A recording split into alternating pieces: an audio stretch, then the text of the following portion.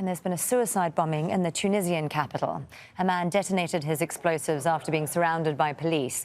The Interior Ministry says there were no casualties and that the attacker was a wanted man.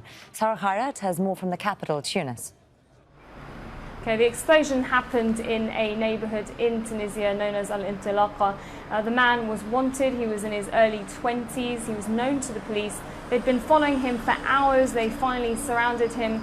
They say they shot him, and that's when he detonated himself. He's the only person that has died. There were no other casualties. Now, the neighbourhood has been known in the area to have young people going and joining ISIL in other countries. There's high unemployment and there's lots of discontent there.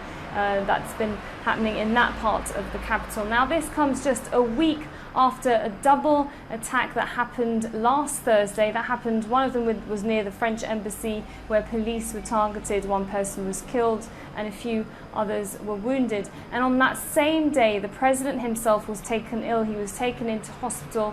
He's in his 90s, so many people weren't sure what was going to happen then.